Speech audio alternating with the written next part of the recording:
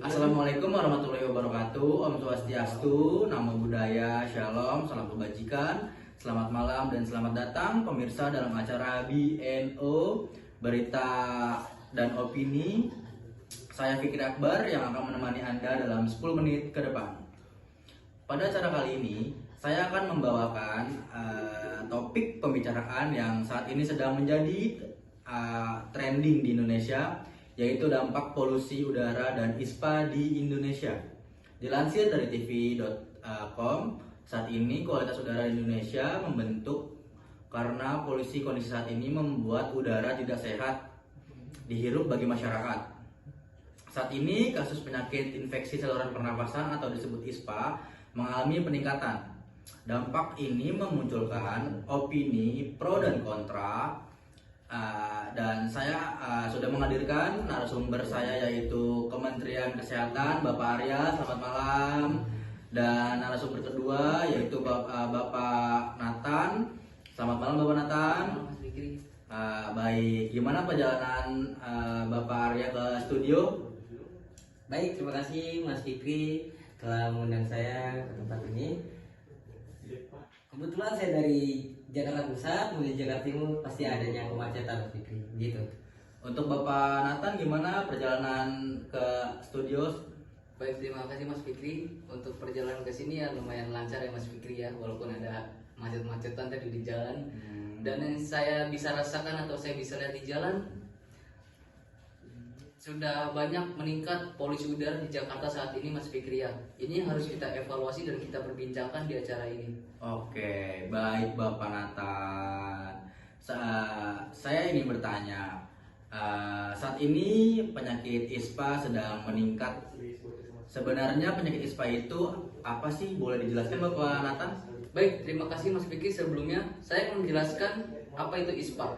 ISPA atau infeksi saluran pernapasan bisa disebabkan oleh berbagai penyakit seperti virus, bakteri, bahkan jamur. Dampak buruk dari penurunan kualitas udara di polusi ini, terutama bagi yang tinggal di daerah perkotaan, beresiko lebih tinggi terkena penyakit ISPA karena paparan polusi di udara ini. Oke, baik. Untuk Bapak Kemenkes, Pak, sampai saat ini apakah masih semakin terus mengalami peningkatan untuk kasus ISPA dampak dari polusi ini, Bapak?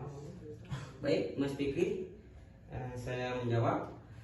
Dari data yang telah dikumpulkan dari Kementerian Kesehatan, setidaknya dari kasus penyakit infeksi saluran pernapasan ini selalu menjadi peningkatan kasus. Seperti yang terjadi pada tanggal 3 September 2023, yaitu ada banyak sejumlah kasus 4.759 kasus. Lalu pada tanggal 4 September 2023 meningkat menjadi 11.016 kasus.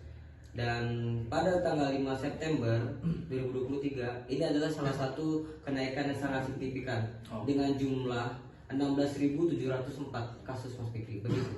Oke, baik Bapak. Untuk kasus ISPA ini dampaknya cenderung ke balita, anak remaja atau lansia sih Bapak?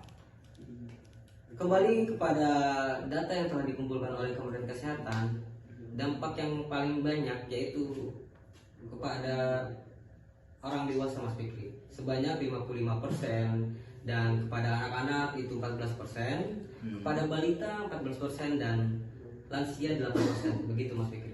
Oke. Kenapa sih Pak dewasa yang lebih banyak terkena dampak penyakit ini?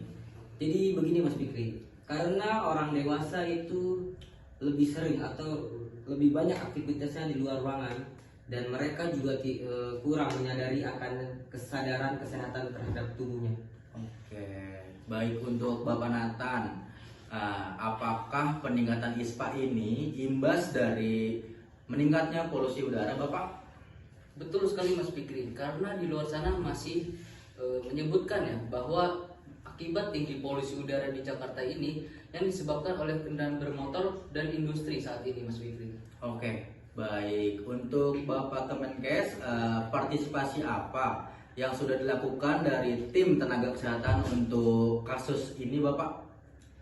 Jadi begini Mas Fikri, dari Kementerian Kesehatan sudah terancam anggota-anggota yang telah melakukan edukasi kepada masyarakat baik melalui langsung maupun dari website dan media sosial di Kementerian Kesehatan seperti Instagram contohnya.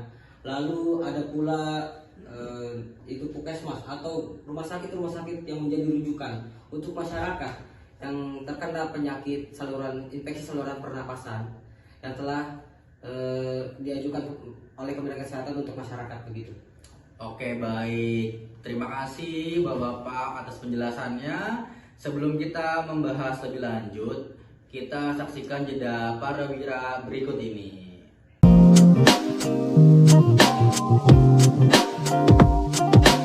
Kembali di BNO setelah mendengarkan penjelasan dari Bapak Kemenkes. Mari kita lanjutkan kembali pertanyaan untuk Bapak Dokter Nathan. Tapi masih banyak masyarakat yang mempunyai ketakutan untuk konsultasi ke dokter karena takut dikaitkan dengan COVID-19. Karena COVID-19 juga gejalanya salah satunya pernafasan. Gimana Bapak Nathan, boleh dijelaskan? Baik Mas Fikri, tidak seperti itu. Tapi sebaiknya cara untuk konsultasi ke dokter dulu. Daripada harus merasakan sakit lama, kalau sudah berobat kan sudah ketahuan penyakitnya apa Mas Fikri, dan belum tentu itu terkena paparan COVID-19. Begitu Mas Fikri. Oke. Selain edukasi ke rumah sakit, apakah ada partisipasi yang ingin dilakukan juga dalam waktu dekat ini Bapak Kemenkes? Jadi begini Mas Fikri, dari Kementerian Kesehatan juga telah membentuk yang namanya itu Komite Respirologi dan Dampak Polusi Udara. Setidaknya itu ada 4 strategi. Yang pertama itu mendeteksi, penurunan risiko kesehatan, pengendalian debu, dan adaptasi. Dan Kementerian Kesehatan juga telah bekerja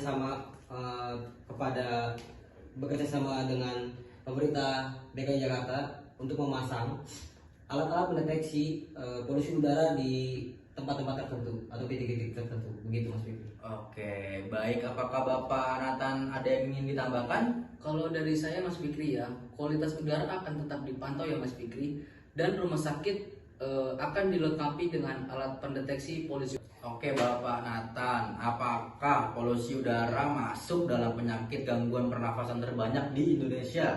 Betul sekali Mas Fikri, termasuk dalam 10 terbanyak di Indonesia. Ada penyakit paru kronis, kanker paru, pneumonia, asma, dan ISPA termasuk penyakit dengan kasus tertinggi di Indonesia saat ini Mas Fikri. Oke, apakah Bapak Kemenkes ada tambahan untuk pendapat dari Bapak Nathan? Oke, untuk masyarakat dihimbau untuk melakukan yang namanya 6M dan 1S. Apa sih itu 6M dan 1S? 6M dan 1S adalah yang pertama, memeriksa kualitas udara dari website, mengurangi aktivitas di luar ruangan, menghindari sumber polusi, menggunakan masker, melakukan perilaku hidup bersih, dan segera konsultasi ke tenaga kesehatan jika mempunyai keluhan di pernapasan. Begitu. Oke, Bapak Nathan, upaya apa yang mudah diterapkan untuk kondisi saat ini? Untuk upaya yang kita terapkan saat ini yaitu kita harus tetap menggunakan masker ya Mas Fikri ya, dan bisa mengkonsumsi multivitamin sebagai kekebalan tubuh kita untuk saat ini Mas Fikri. Begitu. Oke, pakai masker. Iya. Tetapi di luar sana masih banyak yang mengabaikan masker. Mereka juga mengatakan kalau sakit tetap saja sakit, tidak usah pakai masker. Gimana pendapat Bapak Nathan soal masker ini? Baik Mas Fikri, di sini kita bisa meminimalisir ya Mas Fikri, agar ketika terkena dampak tidak terlalu parah. Bahkan sudah pakai masker pun sudah dipastikan aman. Begitu Mas Fikri. Baik Pak, mungkin ada pesan untuk masyarakat di luar sana dengan kondisi meningkatkan polusi udara dan penyakit ISPA ini Bapak? Jadi begini, untuk masyarakat, yang pertama itu adalah melakukan hidup bersih, mengurangi aktivitas di luar ruangan untuk saat ini, karena di luar ruangan polusi udara ya sudah sangat kurang baik ya, begitu Mas Fikri. Apakah Bapak Nathan ada yang mau ditambahkan? Kalau dari saya sih yang penting ya tetap menggunakan masker ya Mas Fikri untuk kondisi saat ini, karena itu penting bagi kehidupan kita lah. Oke, baik. Sepertinya kita sudah di ujung acara. Terima kasih para narasumber, Bapak Arya, Bapak Nathan, yang sudah bersedia menemani obrolan kita malam ini. Bagaimana tanggapan kalian setelah mendengarkan perspektif yang berbeda? Saya Fikri Akbar pamit undur diri. Kembali lagi bersama saya nanti di acara BNO selanjutnya. Terima kasih. Terima kasih Bapak Ria, Bapak Nathan.